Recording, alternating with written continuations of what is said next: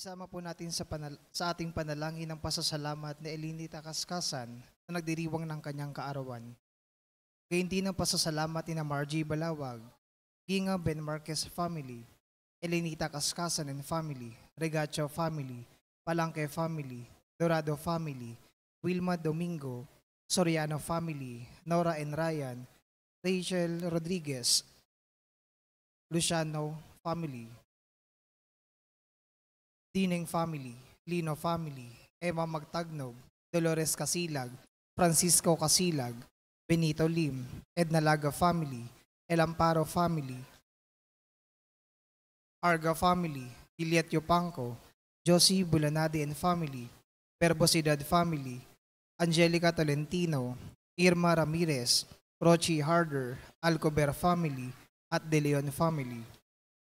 Natatanging kahilingan para sa agarang pagaling ni na Emilita and Amelito Sevilla, Eduardo Ramirez, Ronald Salamat, Rolando and Danilo de los Santos, Mildred Recla, Zenny Lago, Rodrigo Ramirez, Rebecca Licerio, Mirna Pangilinan, Aida Concepcion, Maxine Aguado, Timothy Paul Quismundo, Liza Lago, Enrique Abalateo Jr., Raquel Crame at Asmin Sebeldia Lim. Natatanging kahilingan ni na Ronald Salamat, Juliet Yupanco, Aji and Ferdy Del Mundo, Vanji Villanueva and family at Princess Senet Arce.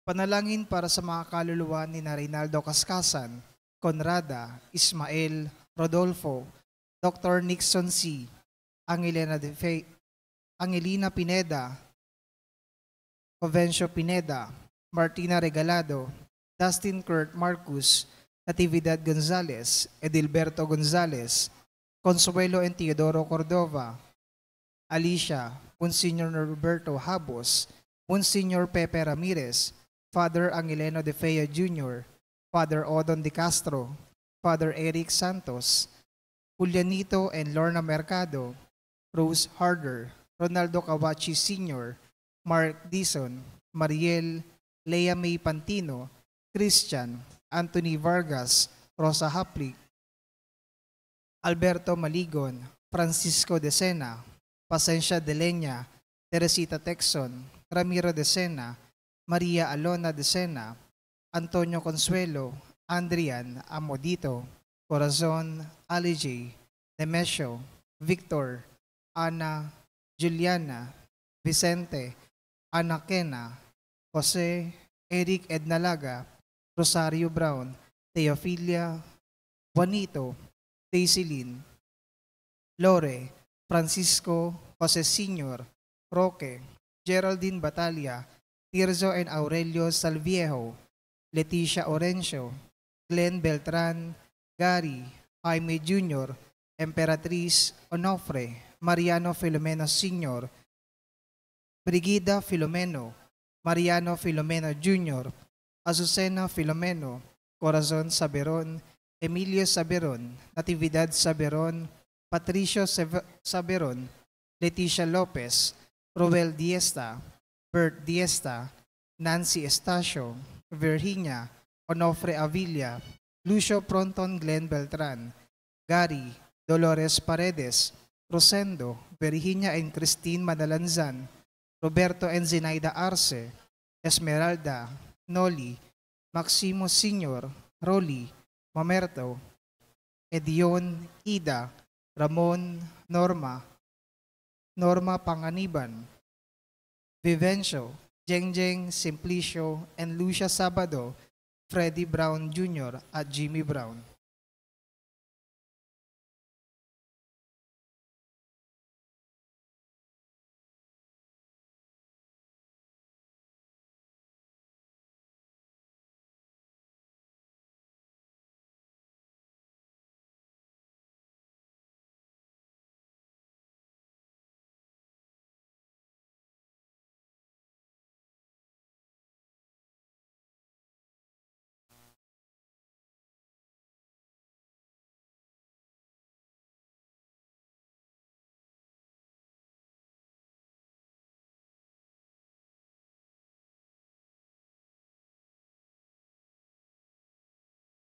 Sa ating ebanghelyo, lumapit ang ilang mga Griego kay Felipe at nakiusap.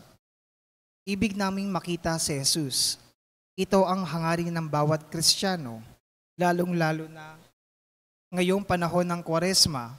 Bilang tugon sa hangarin nating ito, inihayag ni Jesus ang tungkol sa oras ng kanyang kaluwalhatian na tumutukoy sa kanyang kamatayan at muling pagkabuhay. Ang kaluwalhatian ni Jesus ay naipahayag hindi lamang sa kanyang muling pagkabuhay, kundi maging sa kanyang pagpapakasakit. At ang mamumuno po sa ating banal na pagdiriwang ngayon ay ating pong Pura Paroko Reverend Father Douglas D. Badong. Magsitayo po lahat.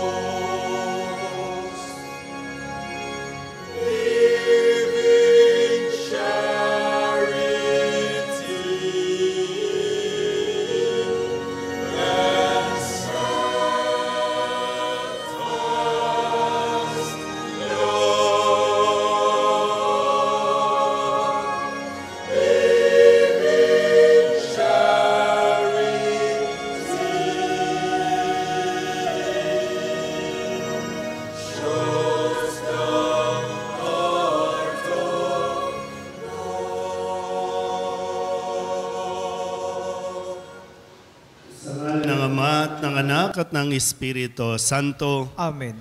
Sumainyo ang Panginoon. At sumaiyo rin. Tayo po ay nasa ikalimang linggo ng 40 araw na paghahanda o Kwaresma. Mga kapatid, aminin natin ang ating mga kasalanan upang tayo'y maging marapat gumanap sa banal na pagdiriwang. Inaamin ko sa makapangyarihang Diyos at sa inyo, mga kapatid, na lubha akong nagkasala sa isip, sa salita at sa gawa, at sa aking pagkukulang. Kaya isinasamo ko sa mahal na Birheng Maria, sa lahat ng mga anghel at mga banal, at sa inyo, mga kapatid, na ako'y panalangin sa Panginoong ating Diyos. Kawaan tayo ng makapangyarihang Diyos, patawarin tayo sa ating mga kasalanan, at patnubayan tayo sa buhay na walang hanggan. Amen. Panginoon, kaawaan mo kami. Panginoon, kaawaan mo kami. Kristo, kaawaan mo kami. Kristo, kaawaan mo kami. Panginoon, kaawaan mo kami. Panginoon, kaawaan mo kami. Manalangin tayo. Ama naming makapangyarihan, alang-alang sa dakilang pag-ibig ng iyong anak, na siyang nagbunsod upang mahalin niya ang lahat, anupat kusa niyang inako ang mamatay para sa sanlibutan. Kami naway masigasig na tumahak sa kanyang dinaanan, sa iyong pag-akay at sa kanyang pamamagitan, kasama ng Espiritu Santo, magpasawalang hanggan. Amen. Magsiupo po lahat. Matapos ang sunod-sunod na pagbali ng Israel sa kanyang kasunduan sa Panginoon, ipinahayag ni Jeremias na mismong Diyos ang gagawa ng paraan upang iligtas ang kanyang bayan. Pagbasa mula sa aklat ni Propeta Jeremias. Sinasabi ng Panginoon, darating ang panahon na gagawa ako ng bagong pakikipagtipan sa Israel at sa Huda. Ito'y di gaya ng tipang ginawa ko sa kanilang mga ninuno nang ilabas ko sila sa Ehipto. Bagamat sumira sila sa kasunduan namin, nagtiyaga ako sa kanila. Ganito ang gagawin kong tipan sa Israel. Itatanim ko sa kanilang kalooban ang aking kautusan. Isusulat ko sa kanilang mga puso. Ako'y magiging kanilang Diyos at sila ang magiging bayan ko. Hindi na nila kailangang turuan ang isa't isa upang makilala ang Panginoon.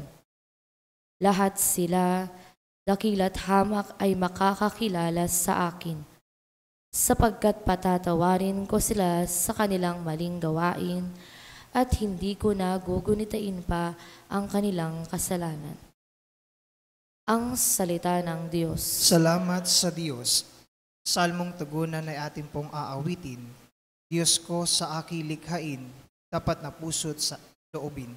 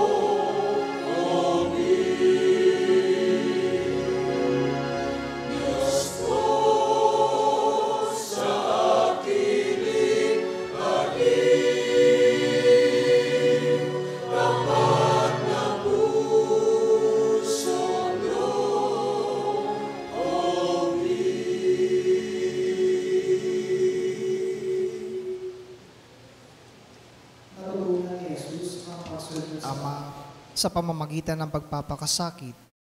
Sa paraang ito, siya ang naging bukal ng ating kaligtasan. Pagbasa mula sa sulat sa mga Hebreo. Mga kapatid, noong si Jesus ay namumuhay rito sa lupa, siya'y dumalangin at lumuluhang sumamo sa Diyos na makapagliligtas sa Kanya sa kamatayan. At dininig siya dahil sa lubusan siyang mapagpakumbaba. Bagamat siya'y anak ng Diyos, natutunan niya ang tunay na kahulugan ng pagsunod sa pamamagitan ng pagtitiis. At nang maganap na niya ito, siya'y naging walang hanggang tagapagligtas ng lahat ng sumusunod sa Kanya. Ang salita ng Diyos. Salamat sa Diyos. Magsitayo po lahat.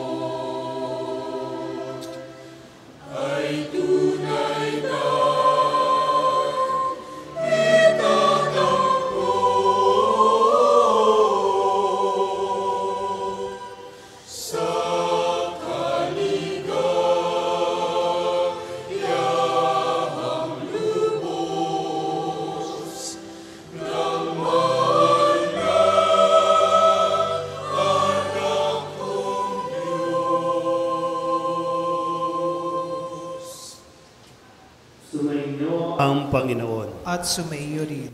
Ang mabuting balita ng Panginoon ayon kay San Juan. Papuri sa iyo, Panginoon. Noong panahong iyon, kabilang ang ilang Griego sa mga pumunta sa pista upang sumamba. Lumapit sila kay Felipe na taga Bethsaida, Galilea at nakiusap, "Ginoo, ibig po naming makita si Jesus." Sinabi ito ni Felipe kay Andres at silang dalaway lumapit kay Jesus at ipinaalam ang kahilingan ng mga iyon. Sinabi ni Jesus, "Dumating na ang oras upang parangalan ang anak ng tao. Tandaan ninyo, malibang mahulog sa lupa ang butil ng trigo at mamatay, mananatili itong nag-iisa. Ngunit kung mamatay, ito'y mamumunga ng marami. Ang taong labis na nagpapahalaga sa kanyang buhay ay siyang mawawalan nito. Ngunit ang napupuot sa kanyang buhay sa daigdig na ito ay siyang magkakaroon nito hanggang sa buhay na walang hanggan. Dapat sumunod sa akin ang naglilingkod sa akin, at saan man ako naroroon, ay naroon din ang aking lingkod. Pararangalan ng Ama ang sinumang naglilingkod sa akin. Ngayon, ako'y nababagabag. Sasabihin ko ba, Ama, iligtas mo ako sa kahirapang daranasin ko? Hindi, sapagkat ito ang dahilan kung bakit ako naparito, upang danasin ang kahirapang ito. Ama, parangalan mo ang iyong pangalan." Isang tinig mula sa langit ang nagsabi, "Pinarangalan ko na ito at muli kong pararangalan." Narinig ito ng mga taong naroon at ang sabi nila, "Kumulog." Sabi naman ng iba, "Nagsalita sa kanya ang isang anghel." Sinabi ni Jesus, ipinarinig ang tinig na ito dahil sa inyo, hindi dahil sa akin. Panahon na upang hatulan ang sanlibutan. Itataboy ngayon sa labas ang pinuno ng sanlibutang ito. At kung ako'y maitaas na, ilalapit ko sa akin ang lahat ng tao. Sinabi niya ito upang ipakilala kung paano siya mamamatay. Ang mabuting balita ng Panginoon. Pinupuri ka namin, Panginoong Hesukristo. Magsiupo po lahat. Isang magandang umaga po sa inyong lahat at maligayang pagdating po sa ating pagdiriwang ngayong ikalimang linggo ng 40 araw na paghahanda. Almost papunta na tayo doon sa pinaka-exciting part ng atin pong paglalakbay. 40 araw tayong naglalakbay para sa mahalagang bagay na ito, ang Pasko ng pagkabuhay. Kung balikan natin ng kaunti ang ating naging paglalakbay, noong unang linggo, sinimulan natin ito sa pagdadala kay Jesus doon sa disyerto na kung saan ay doon 40 araw siyang tinukso-tukso.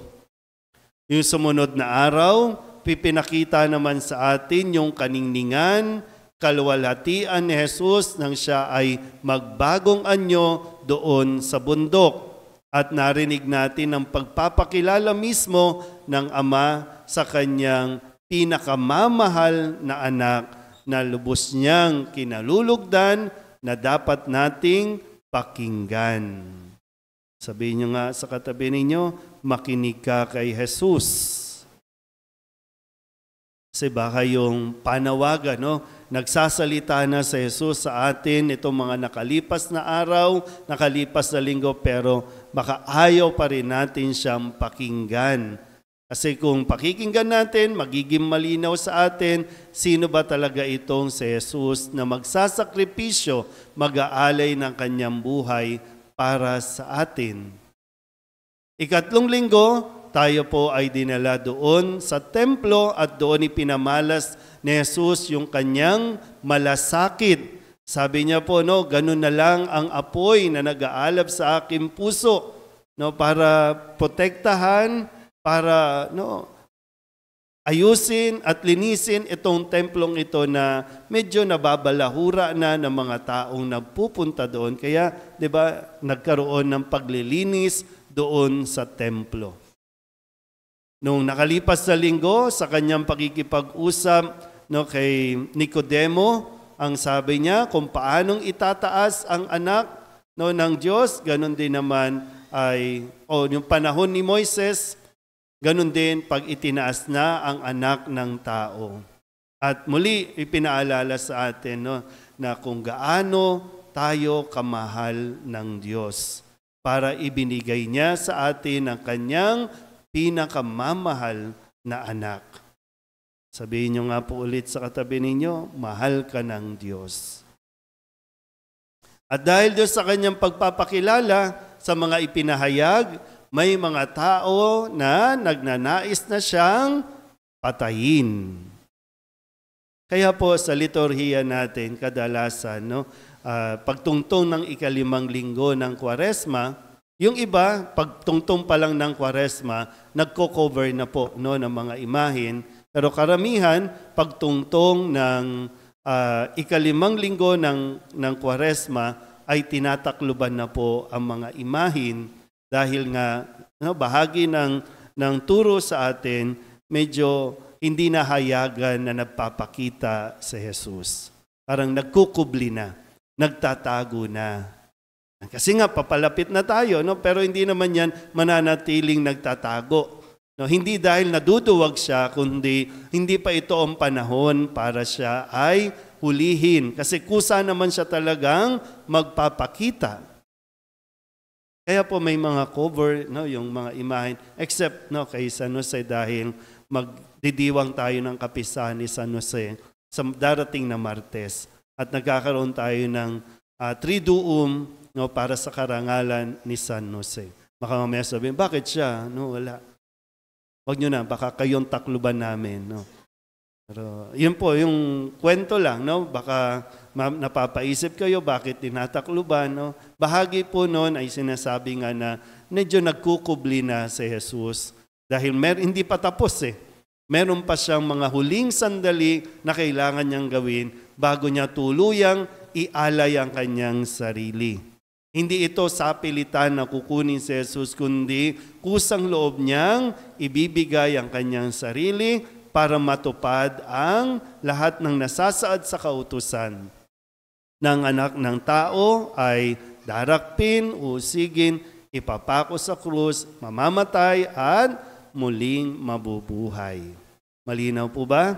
So 5 linggo tayo no, na naglalakbay. Sa susunod na linggo, palaspas naman. Doon na natin sisimulan ng maringal na pagpasok ni Jesus sa Jerusalem. So, kaya may taklob, may naghahanap tuloy, nasaan si Jesus. Kaya sa ebanghelyo natin ngayon, na may mga Griego lumapit kay Felipe, isa sa mga alagad ni Jesus, at sinabing inihiling nila na gusto naming makita si Jesus. At ipinaalam ito ni Felipe kay Jesus na mayroong mga gustong makipagkita sa Kanya. Alam naman natin, alam ni Jesus kung ano ang ating dahilan. Kung ano ang dahilan ng mga tao, kung bakit siya sinusundan, kung bakit siya nilalapitan, bakit siya gustong makita.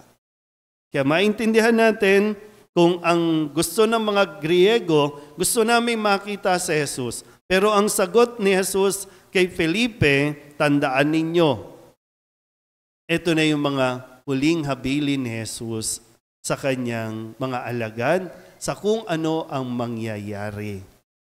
Kasi alam niyang hindi na siya magtatagal sa mundong ito at patapos na siya sa mundong ito. Kaya sabi niya, malibang mahulog sa lupa ang butil at mamatay, mananatili itong nag-iisa. Hindi ito mamumunga. Ang labis na nagpapahalaga sa kanyang buhay ay siyang mawawalan nito. Pero yung mag-alay ng kanyang buhay ay siyang magkakamit ng buhay na walang hanggan. At muli sinabi niya, sa mga gustong sumunod sa akin, saan man ako naroroon, dapat siya naroroon din. So, ito yung tugon ni Jesus doon sa mga taong ibig siyang makita. Bakit? Diba? Sa atin po ngayon, sa tuwing napupunta tayo ng simbahan, bakit gusto natin makita si Jesus? Ano ang dahilan natin? Bakit tayo nagpupunta ng simbahan? Ano ang kailangan mo kay Jesus? Ano ang gusto mo kay Jesus? Hindi ko alam kung nung panahon ni Jesus, kung meron na tayong teknolohiya, gusto nyo lang ba magpa-picture kay Jesus? Parang gano'n, no? Pero dito, hindi kasi sapat at hindi yun ang gusto ni Jesus, na makita lang siya. Ang gusto niya, sumunod tayo sa Kanya. Sumunod tayo sa Kanya mga tinuturo, sa Kanyang sinasabi. Sumunod tayo sa Kanya para matuto tayo. Titingnan muna natin, ano ang ginagawa ni Jesus. Sumunod muna tayo. Matuto muna, mag-aral muna tayo sa Kanya para pagdating ng araw na ikaw na, panahon mo na, magiging malinaw sa iyo. Kadalasan po sa atin, no? Kala natin, pag sumunod tayo kay Jesus, wala nang problema. Pag sumunod tayo kay Jesus, ginhawa lang. Pag sumunod tayo kay Jesus, hindi tayo magkakasakit. O kung may sakit man tayo, kaya tayo gusto natin makipagkita kay Jesus kasi gusto nating gumaling, lumakas ulit. Higit doon yung panawagan ni Jesus na maging dahilan ng ating pagsunod sa Kanya. Huwag lang basta titingnan, huwag lang basta makipagkita, Kailangan mong magdesisyon, susunod ka ba sa akin? At kapag sumunod tayo sa Kanya, kung paano niyang tinanggap ang lahat ng bukal sa Kanyang kalooban, kailangan niyang danasin ang hirap na ito. Kailangan siya lang dapat. Pwedeng pumili ang Diyos ng iba. Pwedeng mangyari yon. Pero kusang inako ni Jesus ang misyon na ito, ang responsibilidad na ito, na tanging siya lang. Napagandang mapagnilaya natin, no? Para bang, bakit ikaw ang may rayuma? Bakit ikaw ang may sakit? Pag tinanong ba kita, sige, kanina mo gustong ibigay yan?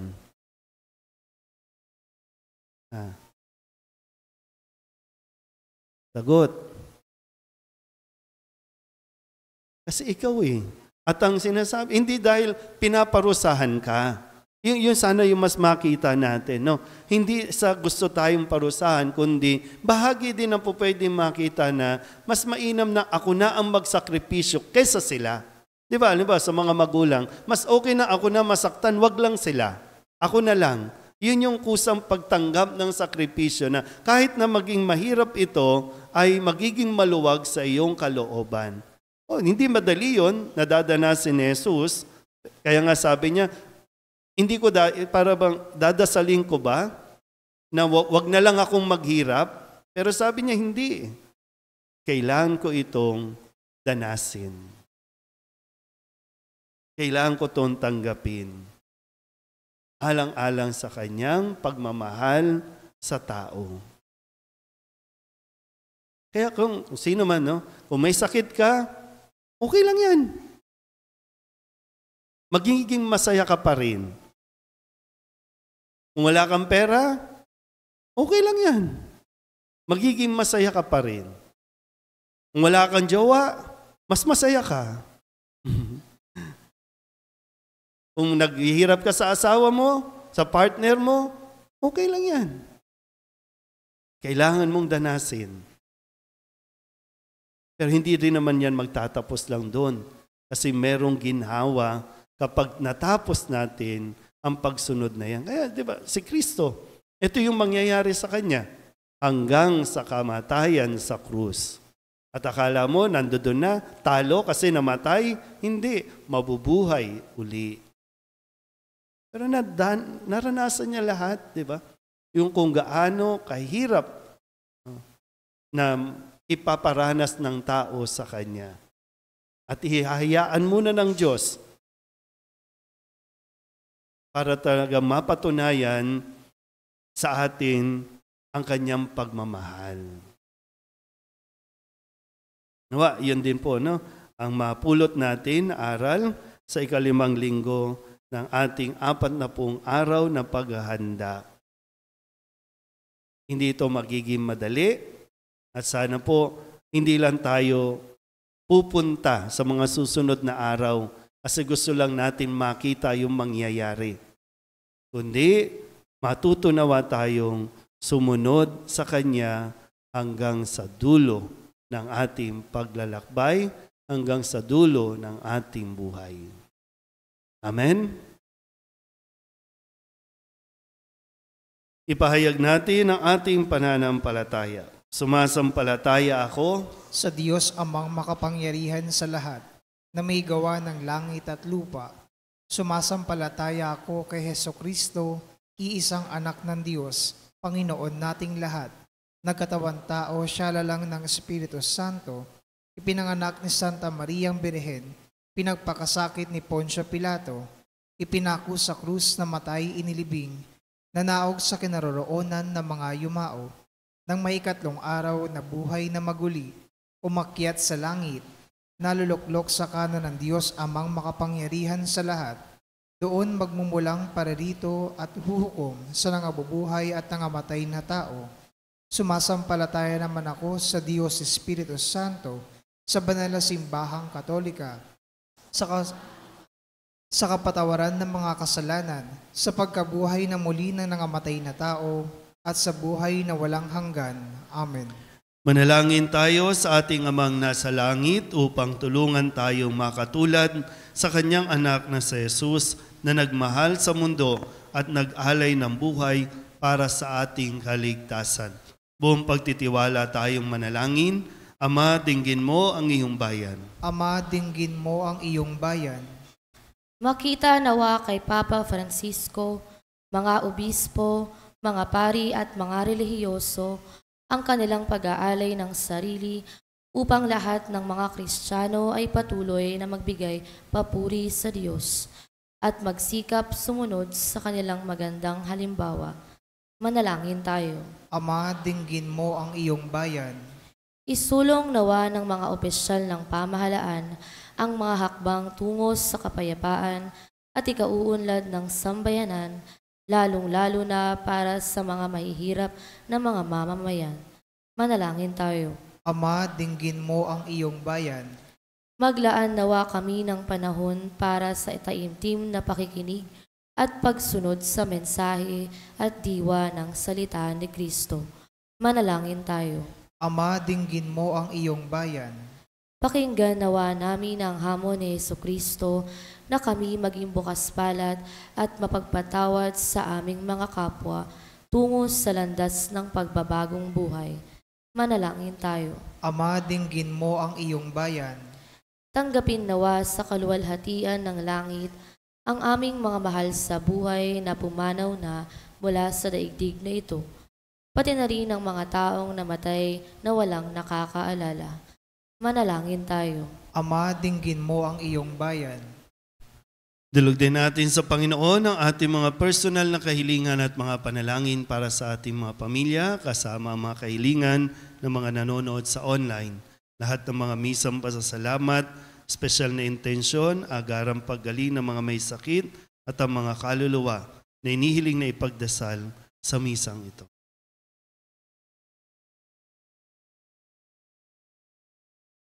Ang lahat ng ito inihiling namin sa ngalan ng Kristo, aming Panginoon. Amen. Magsiupo po lahat.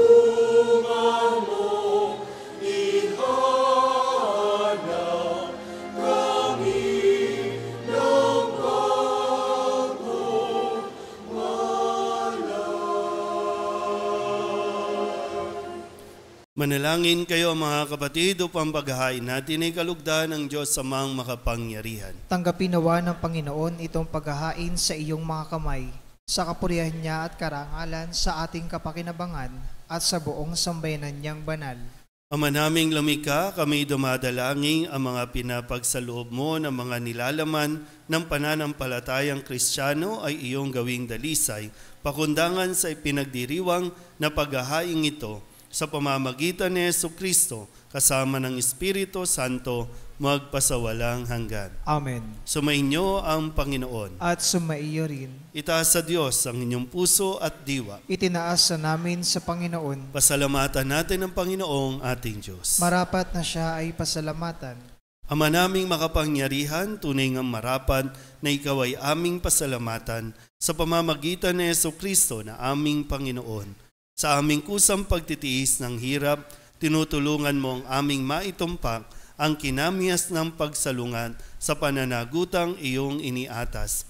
Sa aming pagtulad sa anak mong mahal na nagpakasakit para sa tanan, ang pagsisikap nami iyong kinalulugdan at ang pagpapakabuti nami iyong ikinararangal.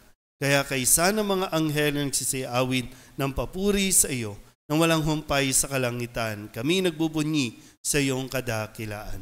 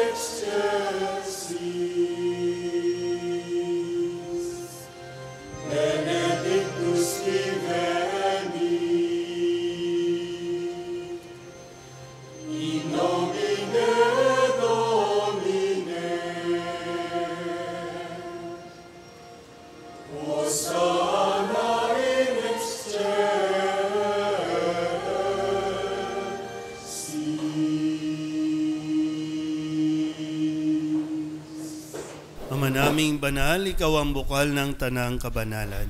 Kaya't sa pamamagitan ng iyong Espiritu, gawin mong banal ang kaloob na ito upang para sa aming maging katawan at dugo ng aming Panginoong Heso Kristo. Bago niya pinagtiis ang kusang loob na maging handog, hinawakan niya ang tinapay, pinasalamatan kaniya, pinaghati-hati niya iyon, iniabot sa kanyang mga alagad at sinabi, "Tanggapin ninyong lahat ito at kanin, ito ang aking katawan na ihahandog para sa inyo."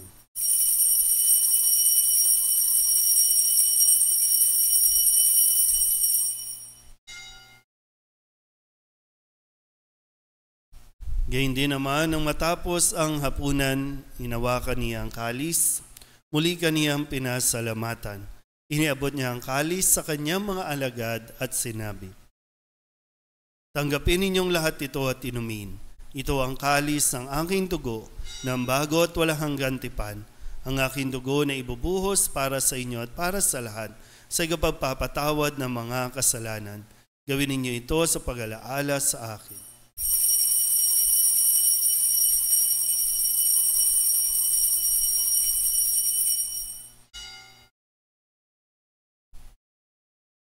Ipagbunyi natin ang misteryo ng pananampalataya.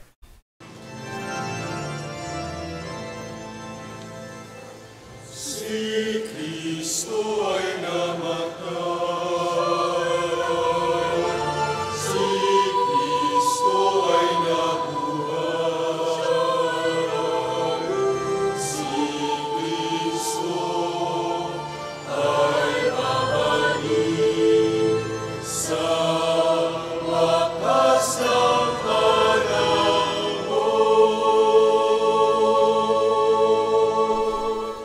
Ama, ginagawa namin ngayon ang pag-alaala sa pagkamatay at muling pagkabuhay ng iyong anak. Kaya tiniaalay namin sa iyo ang tinapay na nagbibigay buhay at ang kalis na nagkakaloob ng kaligtasan. Kami nagpapasalamat dahil kami iyong minarapat na tumayo sa harap mo para maglingkod sa iyo. Isinasamo namin kami magsasalo-salo sa katawan at dugo ni Kristo ay mabuklod sa pagkakaisa sa pamamagitan ng Espiritu Santo. Ama, lingapin mo ang iyong simbahang laganap sa buong daigdig. Puspusin mo kami sa pag-ibig kaysa ni Francisco na aming Papa at ni Jose na aming Obispo at ng Tanang Kaparian. Alalahanin mo rin ang mga kapatid naming nahimlay na may pag-asang sila'y muling mabubuhay, gayon din ang lahat ng mga pumanaw. Kawaan mo sila at patuloyin sa iyong kaliwanagan. Kawaan mo at pagindapating kaming lahat na makasalo sa iyong buhay na walang wakas.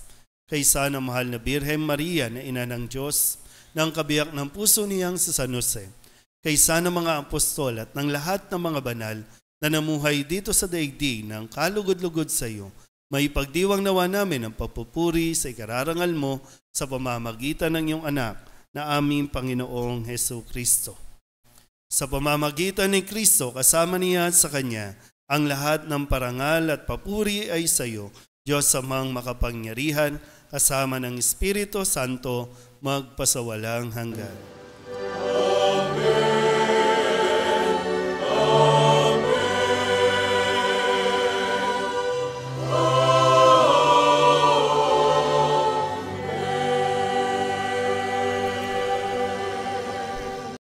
Sa tagubilin ng mga nakagagaling na utos at turo ni Jesus sa Panginoon natin at Diyos, ipahayag natin ang lakas loob.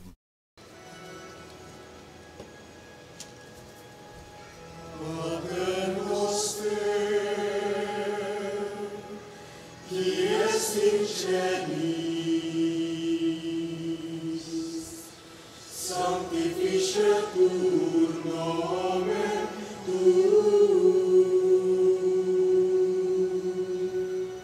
adveniat regnum tuum, fiat voluntas tua, sicut in cielo et in terra.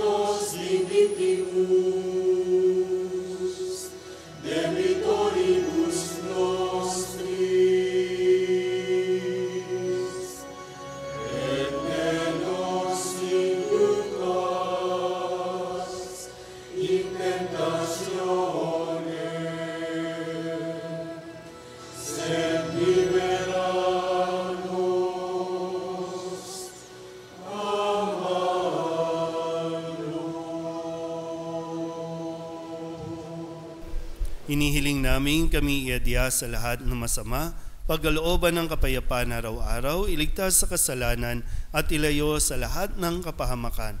Samantalang aming pinananabikan ang dakilang araw ng pagpapahayag ng tagapagligtas naming si Hesu Kristo.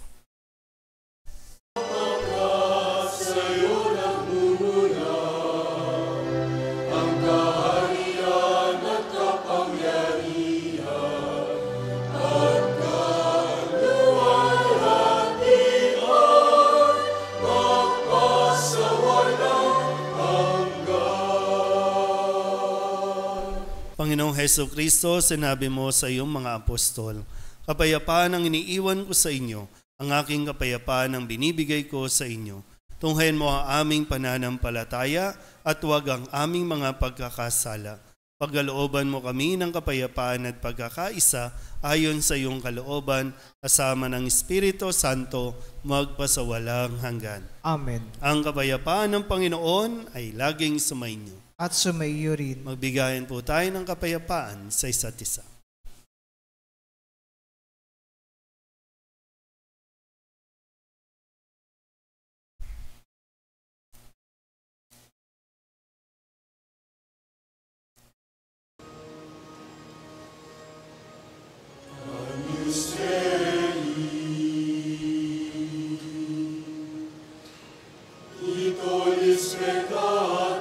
Mundi,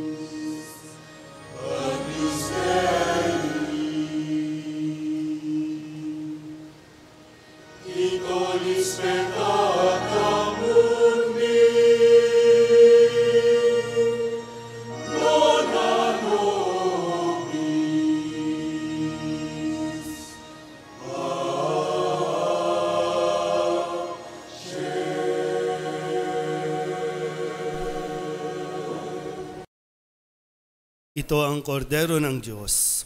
Ito ang nag-aalis ng kasalanan ng sanlibutan. Mapalad ang mga inaanyayahan sa kanyang piging.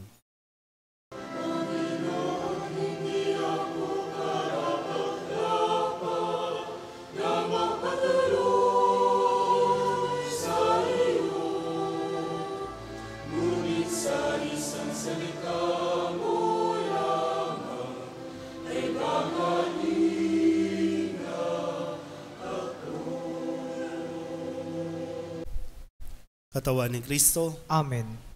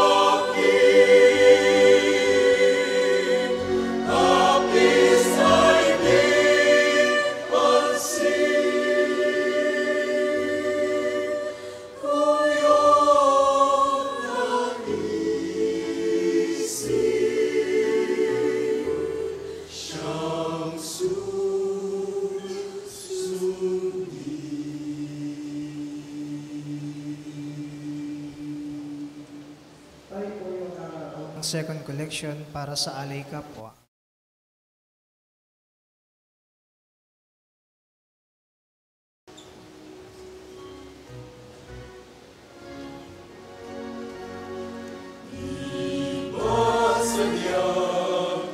May kapwa ang sarili, dapat pahinga ng pagsisilbi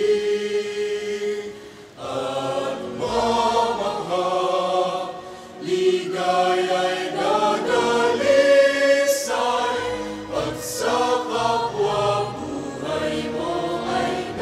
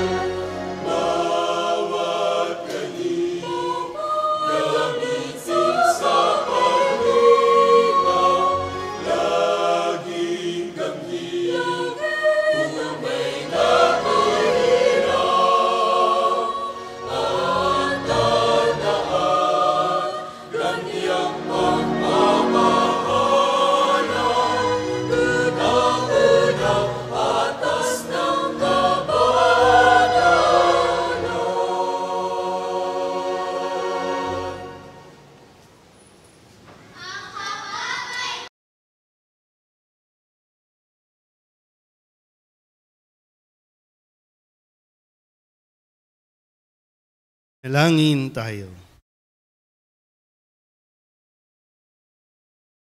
Ama naming mapagmahal, kaming nakikinabang sa katawan at dugo ng iyong anak, ay mapabilang nawang lagi sa mga kaanib niya na namamagitan kasama ng Espiritu Santo magpasawalang hanggan. Amen. Maupo muna po sandali.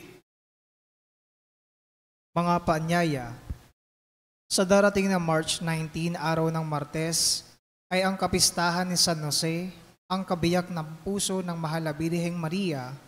Ang ating pong banal na misa ay sa ika-6 ng umaga at sa ika-6 ng gabi.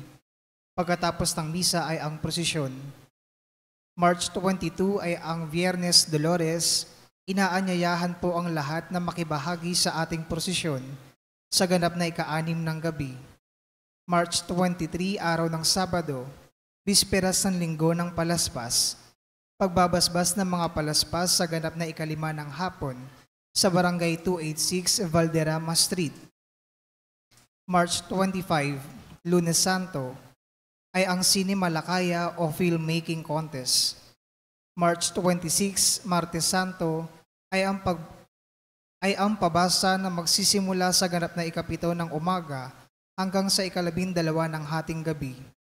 Mayroon pa rin po tayong banal na misa sa ika-6 ng umaga. March 29, Huwebes Santo, Christmas sa Manila Cathedral, sa ganap na ika-6 ng umaga. Misa ng huling hapunan naman sa ganap na ika-5 ng hapon. March 29, Biyernes Santo, mayroon po tayong morning prayer sa ika-6 ng umaga na susundan ng Estasyon General.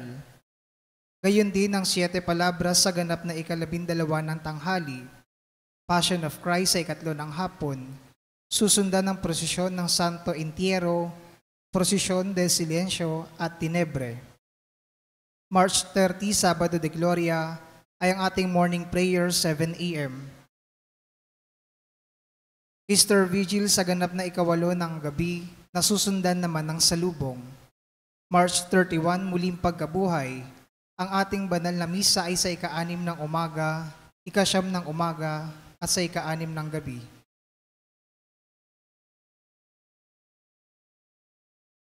Karagdagang paanyaya. Ang Our Lady of Guadalupe Minor Seminary ay muling magbubukas para sa mga aplikante para sa nalalapit na taunang pasukan 2024-2025.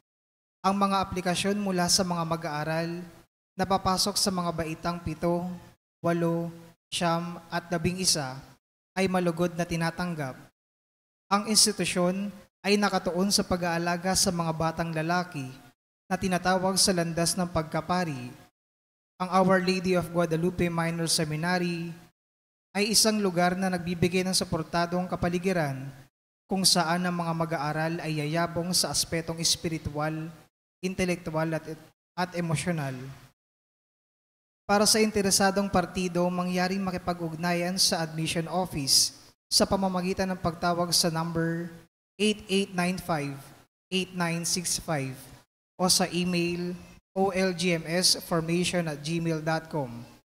Bukod dito, magtungo at magpadala ng mensahe sa Facebook page na Our Lady of Guadalupe Minor Seminary. Salamat at naway patubayan tayo ng mahal na Birhen ng Guadalupe. Dagdagan ko lang po yung huling announcement. So kung meron po kayong anak, lalaki po, na papasok pala ng grade 7, grade 8, grade 9, and 11 and 12, ay pwede po kayong tulungan para mapag-aral po sila sa seminaryo. Sa minor seminary doon po sa Guadalupe. Hindi ibig sabihin na nag-aral sa seminaryo ay magpapari na agad. No?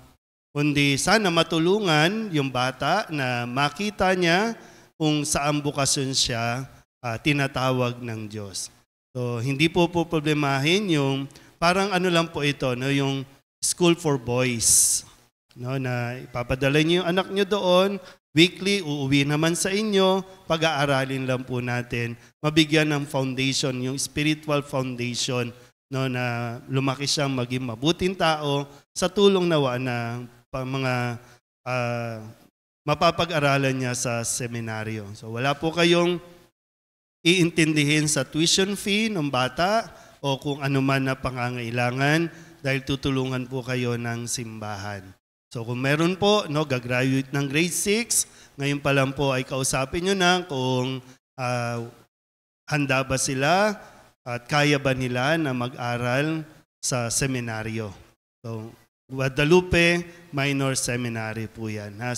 Diyan lang naman po sa Makati yan. So pag-isipan nyo po at makipag-coordinate lang sa opisina natin kung meron pong willing na mapag-aral ang inyong anak sa seminaryo. At ngayon po ay ipapasa po ng Barangay 272 ni Chairwoman Malin Bautista ang imahin ni San Nicolas de Tolentino sa Barangay 276 kay Chairwoman Lovely Nieto. So ito po yung imahin ni San Nicolas na inililibot natin sa taong ito sa mga barangay po na nasasakupan ng ating parokya. So mula sa Barangay 272, lilipat po ito sa Barangay 276. So ginagawa po natin ito bilang paggunita o pagpapaalala sa mga tao dahil ang distrito natin ay distrito ni San Nicolas. Okay po. Salamat po, Chairwoman Lovely Nieto, sa inyo pong pagtanggap. Magsitayo na po ang lahat. Sumainyo ang Panginoon. At sumaiyo rin. At pagpalain kayo ng makapangyarihang Diyos, Ama at Anak at Espiritu Santo. Amen. Tapos sa ang banal na misa, humayo tayo sa kapayapaan ni Kristo. Salamat sa Diyos. Magandang umaga po. Magandang umaga din po, Father.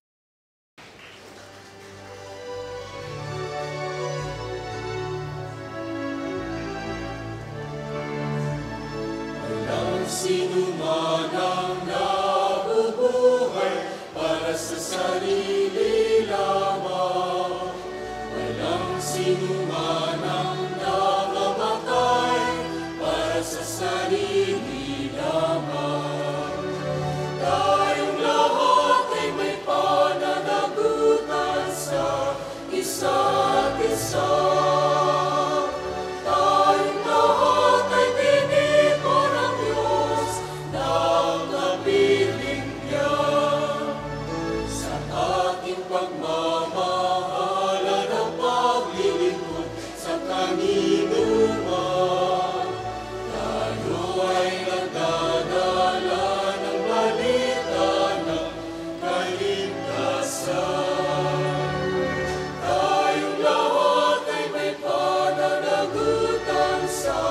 isa